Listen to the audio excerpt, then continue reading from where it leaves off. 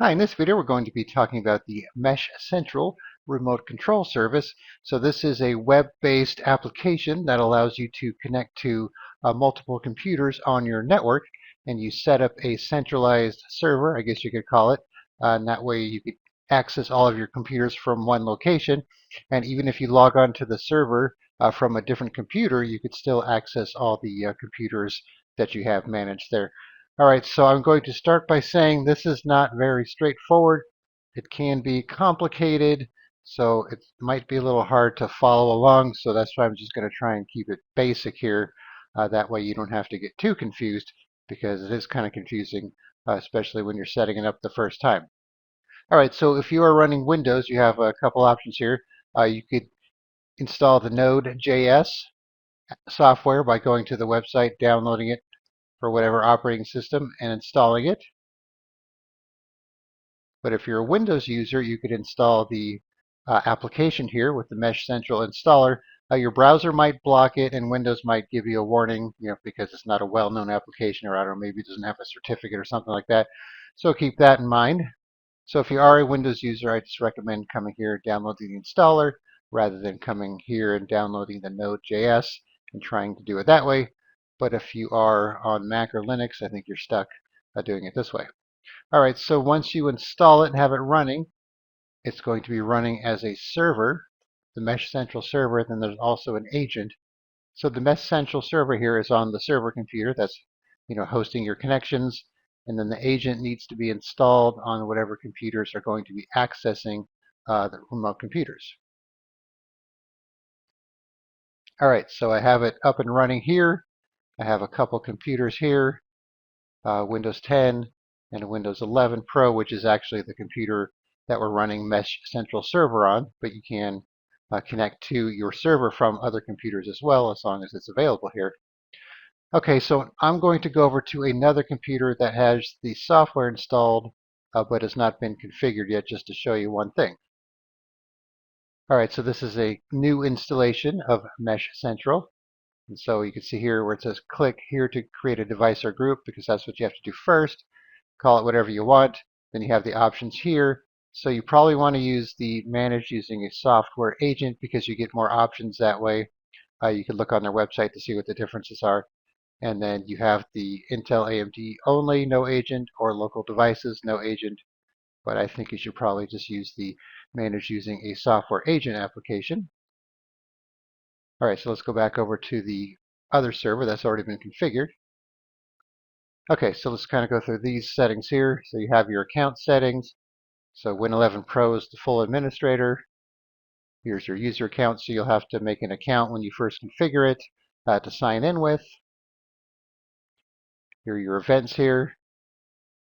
Right, then we have My Files here, just a public folder. Then we have Online Users, so this is the account that I signed up with it for, so with email address. And then My Server, you could back it up, restore it, check your version, check your user accounts, device groups, sessions, and so on. Right, then we also have some stats up here as well, console, and server tracing.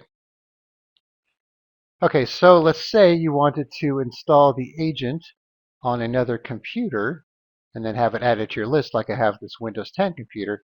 You would click on Add Agent, pick your operating system, pick the type you want, probably background and interactive, then pick your installer here, download this, take it to that other computer on a flash drive, email, whatever you want to do.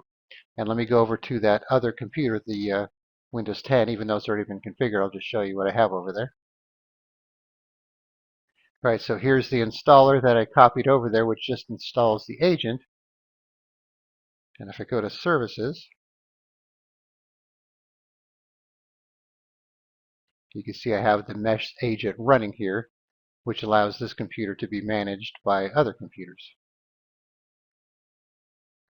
All right, so now I'm going to go over to another Windows 11 computer, not the server one, but a different one, and I'll show you something over there. All right, so we're on another Windows 11 computer, and so this does not have the server running, it has the agent running, but as you can see, I logged in with my same account, and I have the same dashboard, so technically I could click on one of these and connect to it, even though I'm not doing it from the server. It's because I logged in with the same manager account that I have on my server. So just keep that in mind. You don't have to do your remote control from the actual server that's managing all your shared computers here. As long as you go to the website here, which should be the IP address of the server, and it should be colon port 4434 because it's unsecured, as you can see here, to connect to your server. So this is the IP address of the server. And you can see, even though this is a Windows 10 computer I'm looking at, it's in my Windows 11 Pro group. All right, so let's go back over to the server. All right, here you could add a new group if you want as well. So here's my Win 11 Pro group that we saw just a second ago.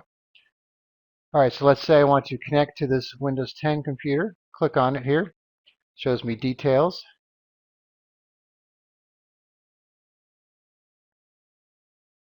And you could edit them if needed, some of them at least.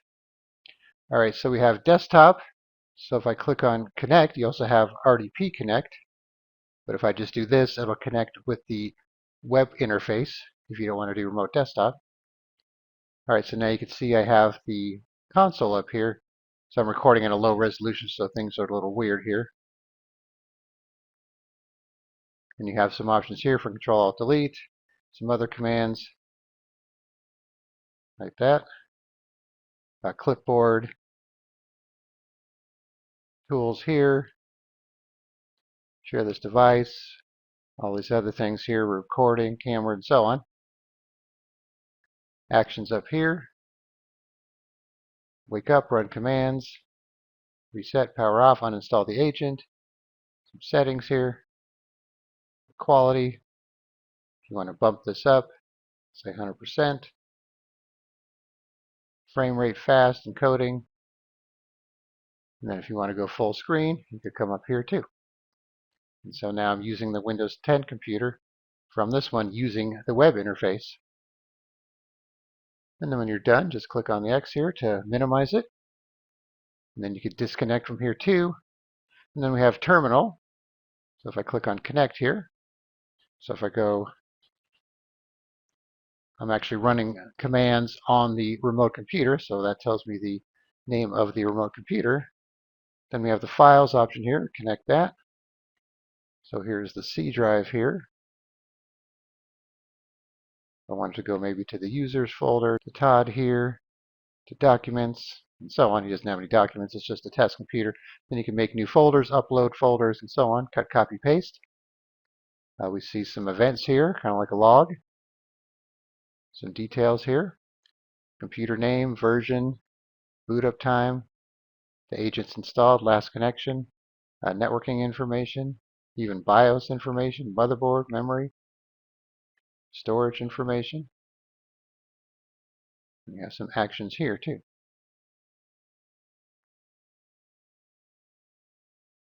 Then if you're done, just click on disconnect and you're back out. And then you just go back to your device here and connect to another one. Now up here you have some view options if you have a lot of computers, you want to change the view, sorting options, and so on. All right, so that is your basic overview. So once again, let me see if I can kind of summarize it here. Go to the main website, which I'll put a link for in the description. If you're on Windows, download the installer.